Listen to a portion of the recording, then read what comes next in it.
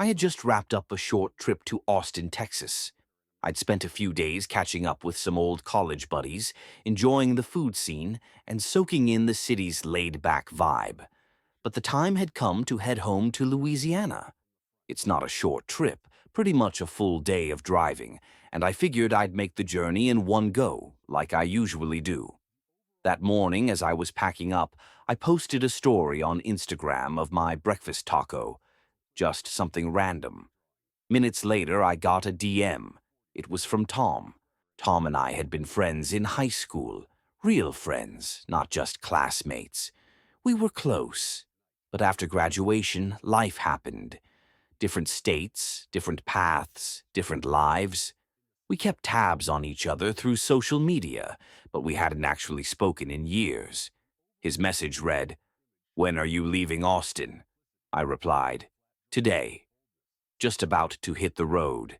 Then he said, "Dude, I live like an hour east of Austin now, right on your way home.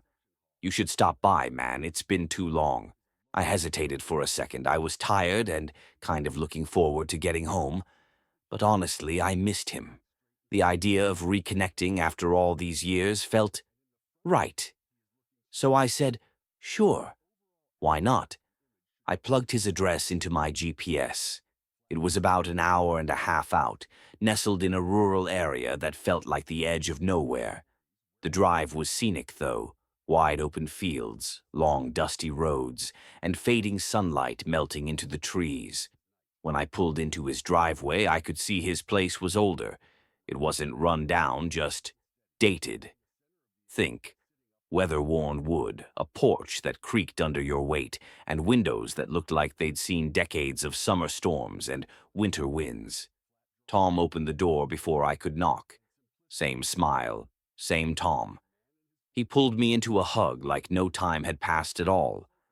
That kind of effortless friendship is rare. Inside, the house felt like it had been frozen in time.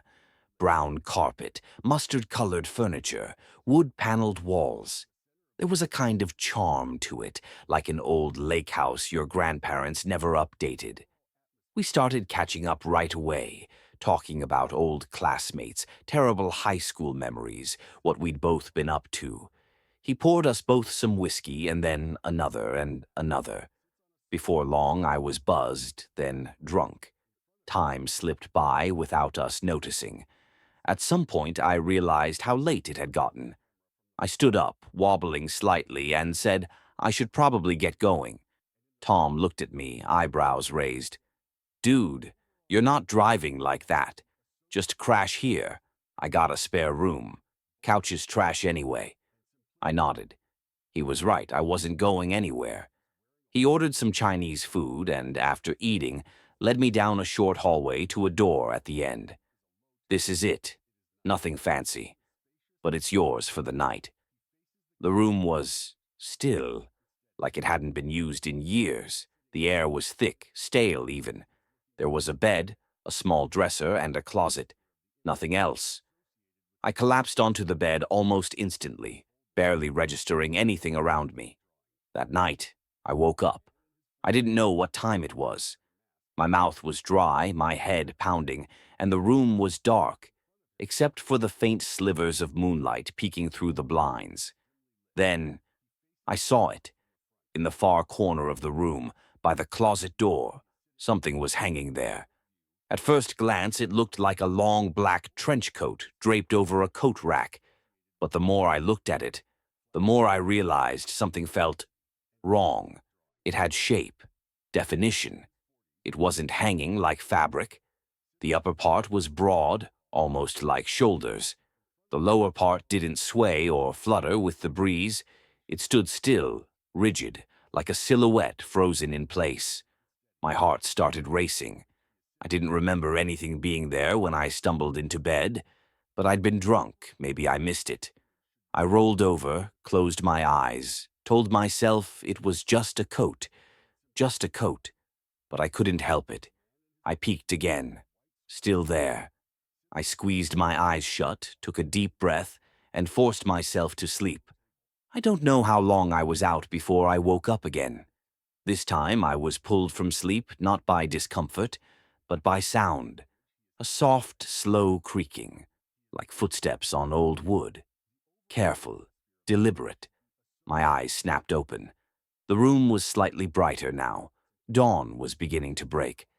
I turned toward the corner and my stomach dropped. The coat was gone. I sat up too fast. My vision spun.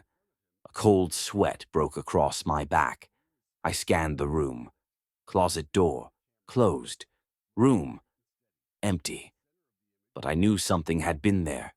Panicked, I jumped up, stumbled down the hall, and banged on Tom's bedroom door. Tom? He didn't wake up easily. When he finally opened his eyes, I was out of breath, shaking. There was someone in the room, I said. He squinted at me. What are you talking about? The coat. That coat by the closet. It was shaped like a person. It was there, then it wasn't. Tom frowned. Man, I don't even own a trench coat. I don't have a coat rack in that room. I stared at him, waiting for him to laugh, waiting for him to say he was messing with me. But he didn't. I made him come with me. We stood in the spare room, staring at the empty corner. I swear to God, Tom, it was right there. My voice was trembling. He scratched his head and muttered something about dreams and alcohol. But the silence in the room said otherwise. It was heavy, like it was hiding something. We searched the house, every room, every closet, even the attic. Nothing. No signs of anyone. No trench coat. No coat rack. Nothing. Eventually, Tom gave up and chalked it up to a half-dream, half-drunken hallucination. I wanted to believe him. I did, but deep down, I knew what I saw. As soon as the sun was fully up, I packed my stuff, thanked him, and hit the road. The entire drive back to Louisiana, I couldn't stop thinking about it. What if it hadn't been a dream? What if there had actually been someone in that room? Watching me, standing silently in the shadows, waiting. And when the sun rose, they left. To this day, Tom swears he didn't do anything, didn't stage anything, didn't prank me. And if he's telling the truth, then something or someone was in that house, watching me sleep.